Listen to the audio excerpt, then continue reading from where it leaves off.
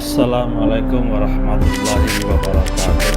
Selamat berjumpa kembali dengan kita Warta Pendidikan.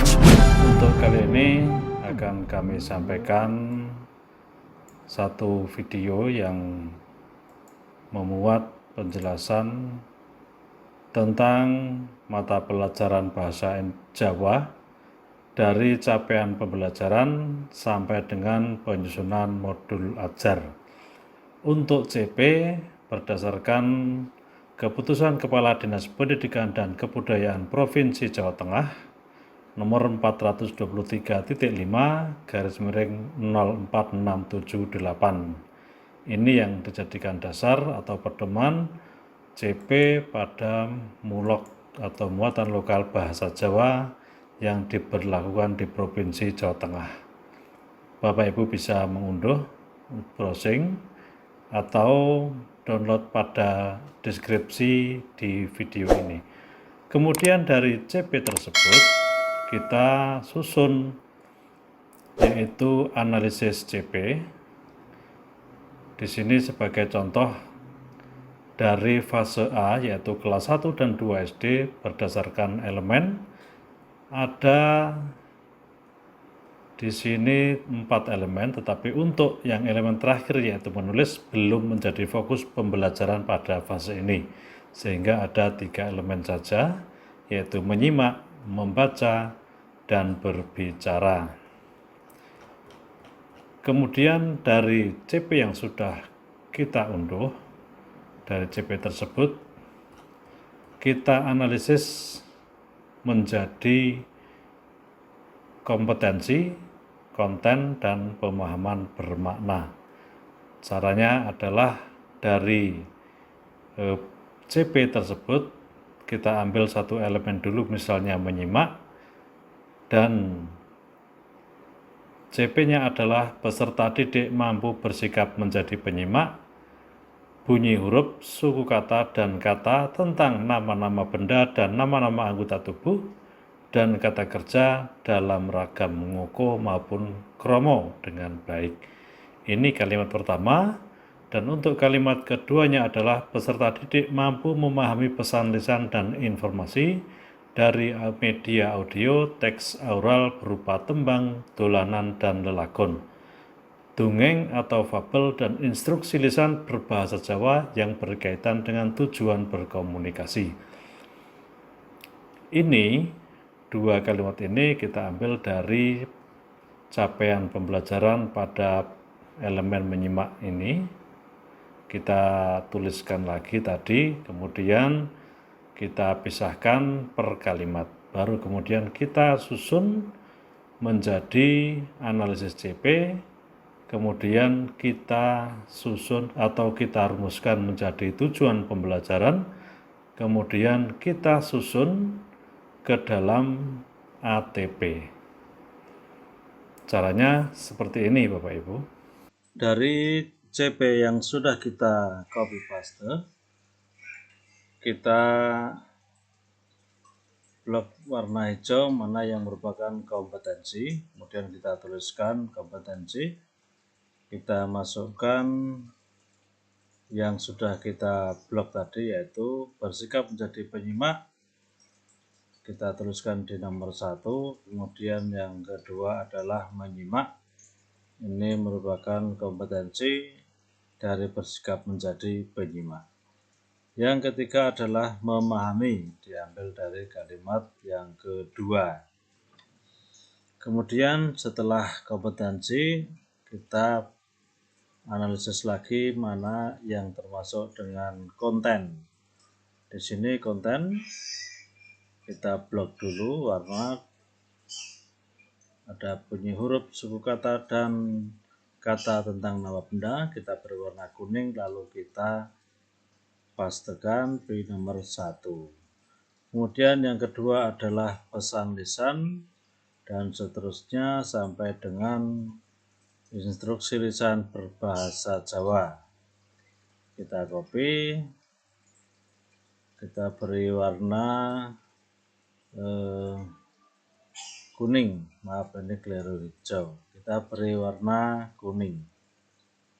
Kemudian kuning sudah kita pastikan untuk nomor 2. Kemudian analisis ketiga yaitu pembelajaran bermakna.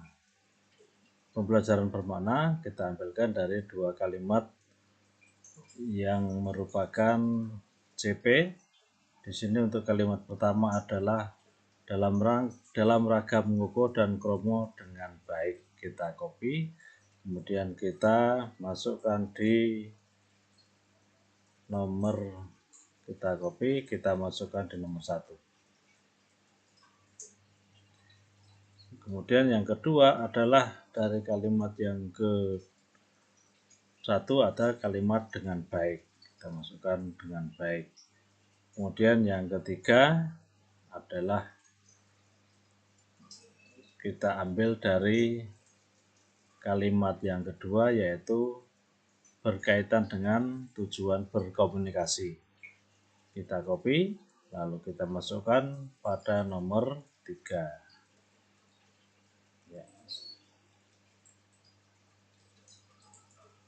Kemudian kita membuat tujuan pembelajaran.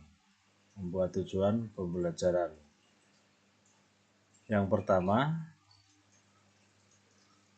caranya adalah dengan menggabungkan dari kompetensi dan konten melalui menyimak.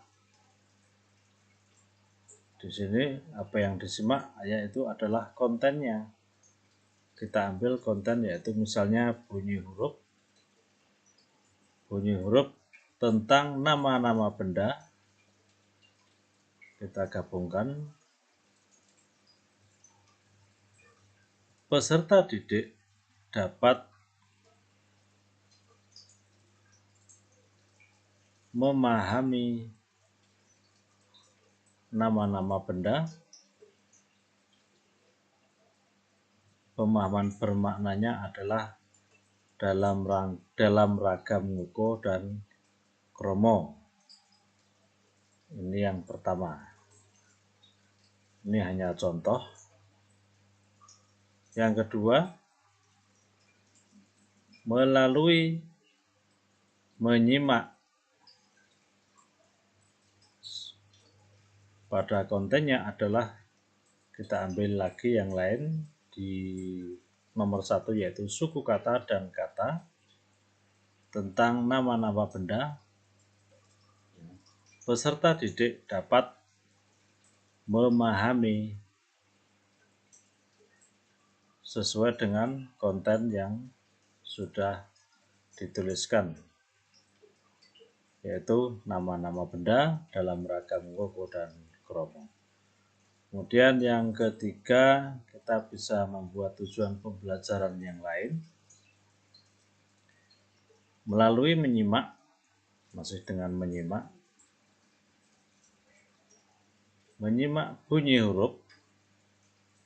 Sekarang tidak tentang nama benda, tetapi kita ambil konten yang lain, misalnya tentang nama-nama anggota tubuh sesuai dengan kalimat yang pertama atau konten yang pertama. Peserta didik dapat memahami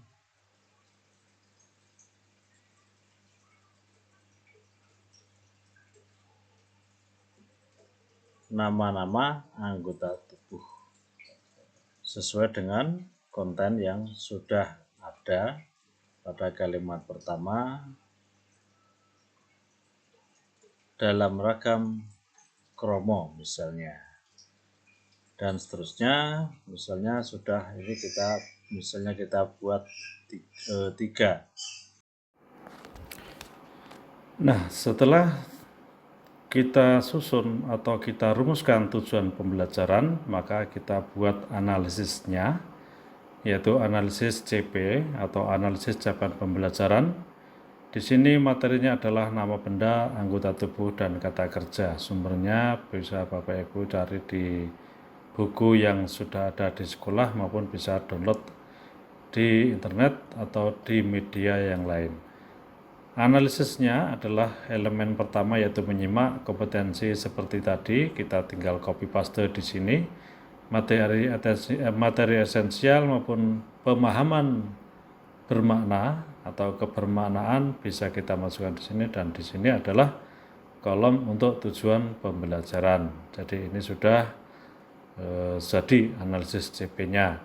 Kemudian kalau sudah jadi analisis CP, kemudian kita tinggal menyusun ke dalam ATP atau alur tujuan pembelajaran.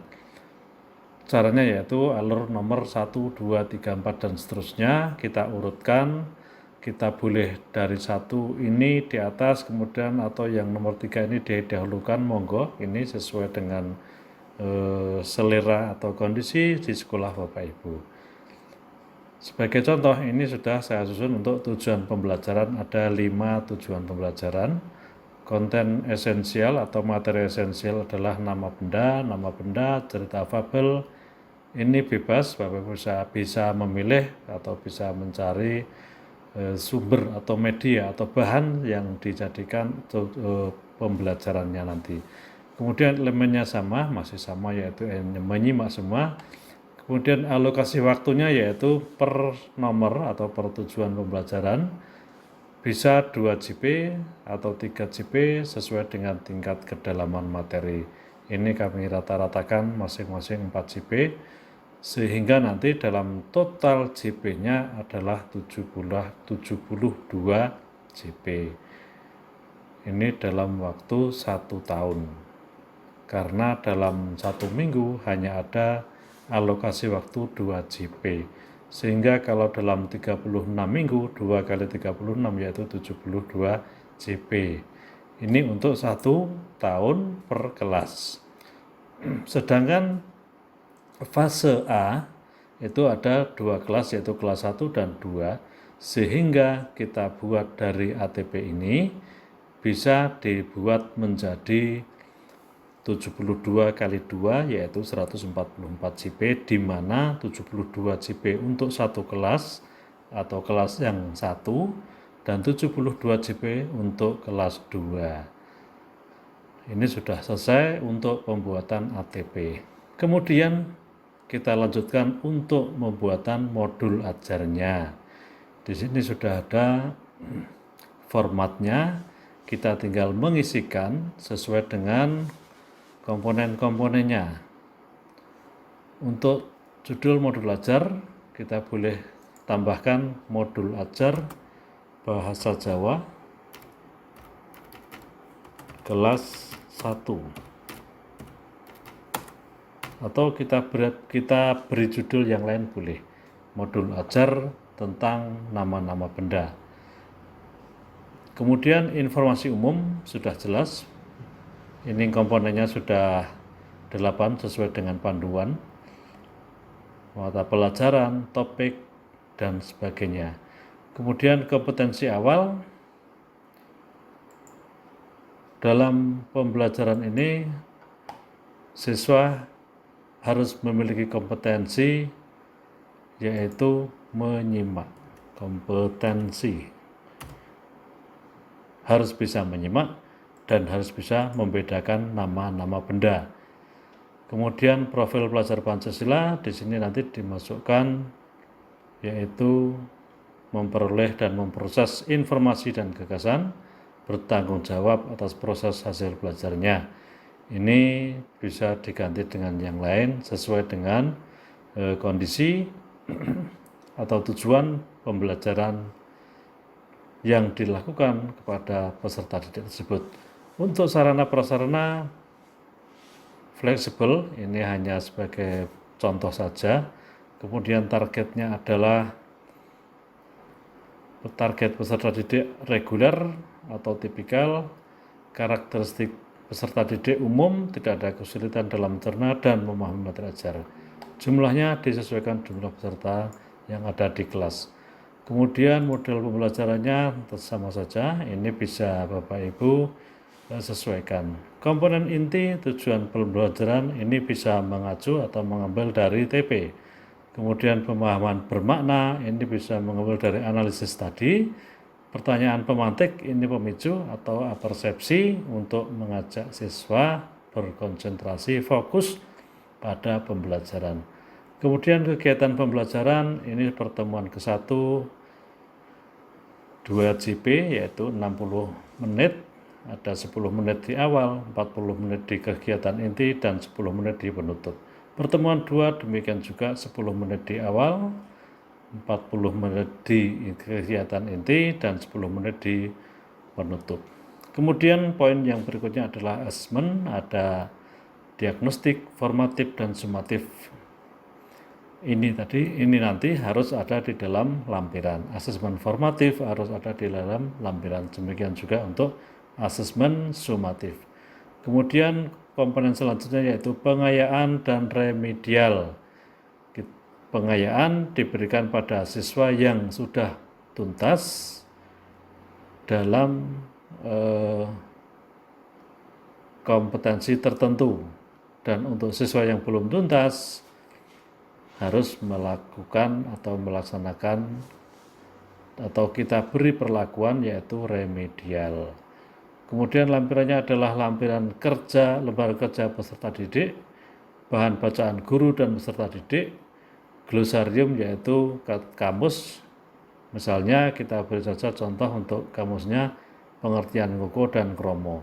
Kemudian daftar pustaka kita bisa ambil dari mana saja, yang penting sesuai dengan tujuan pembelajaran maupun sesuai dengan materi esensial. Di sini yang membuat, kemudian mengetahui kepala sekolahnya, dan berikutnya lampiran. Untuk lampiran, materi bacaan guru, materi bacaan siswa, maaf ini salah ketik, materi bacaan siswa atau peserta didik. Ini harus ada karena modul ajar harus memiliki materi bacaan guru dan siswa. Kemudian ada LKS jika diperlukan dan asesmen yang dilaksanakan pada pembelajaran tersebut yaitu formatif maupun sumatif. Dan jika perlu di sini ditambahkan rubrik atau yang lainnya. Demikian Bapak Ibu untuk modul ajar yang bisa kita susun dari CP yang awalnya kita mendapatkan atau kita mengunduh CP, kemudian kita susun ke dalam analisis CP, lalu dari analisis CP itu kita tentukan tujuan pembelajaran, dan dari tujuan pembelajaran kita susun menjadi alur tujuan pembelajaran atau ATP, dan terakhir dari ATP kita buat modul ajar. Untuk modul ajar ini baru satu tujuan pembelajaran.